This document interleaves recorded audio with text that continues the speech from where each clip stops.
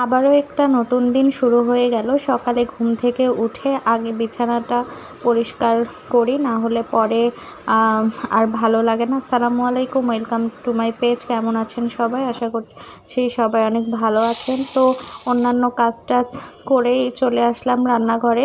আগে রান্নাটা কমপ্লিট করতে হবে। তো আজকে আমি মুরগির মাংস রান্না করব। প্রথমে আমি মুরগির মাংসটা একটু ভেজে নেব। ভেজে নিয়ে রান্না করলে ব্রয়লার মাংসের যে একটা গন্ধ, সেই গন্ধটা আর লাগে না, বা মাংসটা একটু ভালো লাগে খেতে। যাই হোক, আমি একটু হলুদ আর লবণ তেলের মধ্যে দিয়ে মাংসটা ভালোভাবে ভেজে নেব।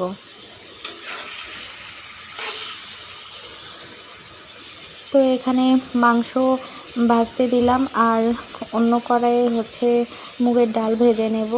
তো ডাল রান্না করব মাছ দিয়ে। এখানে ডালটা একটু লাল লাল করে ভেজে নিতে হবে, ভালোভাবে ভেজে নেবেন, তাছাড়া কিন্তু কাঁচা কাঁচা একটু গন্ধ লাগতে পারে। তো যাই হোক, মাংস ভাজতে দিয়ে আমি পাশে ডালটা ভেজে নিচ্ছি।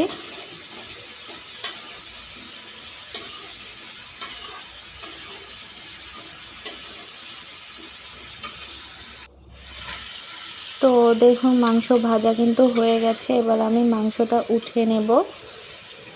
তো মাংস উঠিয়ে নেওয়ার পরে যে তেলটা থাকবে, সেই তেলের মধ্যে আমি পেঁয়াজগুলো দিয়ে দেব। দিয়ে সামান্য পরিমাণ তেলও দিয়ে দেব, মানে যতখানি লাগে। তো দিয়ে আমি পেঁয়াজটা ভালো করে ভেজে নেব। আর ওইদিকে আমার ডালটা ভাজা হয়ে গেছে। তারপর ভালোভাবে ধুয়ে ডালটা সিদ্ধ দিয়ে দিলাম। এবার পেঁয়াজের মধ্যে সামান্য পানি দিয়ে একে একে সব রকমের মশলা দিয়ে দিচ্ছি।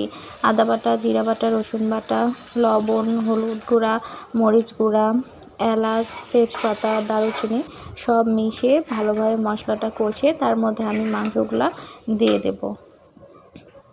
তো দেখুন, আমার মাংস রান্না প্রায় শেষের দিকে। মাংস রান্নার পর এখানে মাছ কষানোর জন্য মশলাটা রেডি করে নিয়েছি। তারপরে মাছের পিসগুলা দিয়ে দিলাম।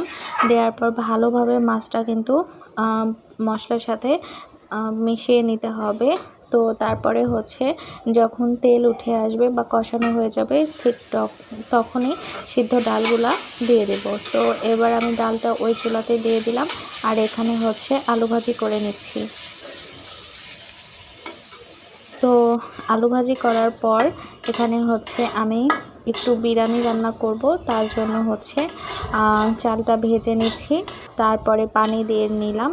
তো অনেকে আবার সাদা পোলাও বলে থাকেন, তো আমাদের অঞ্চলে এটাকে বিরিয়ানি বলি আমরা। তো দেখুন, আমার দুপুরের খাবার রেডি করা হয়ে গেছে আপনাদের ভাইয়ার জন্য। তো এই আমার আজকের ডিউটি পালন।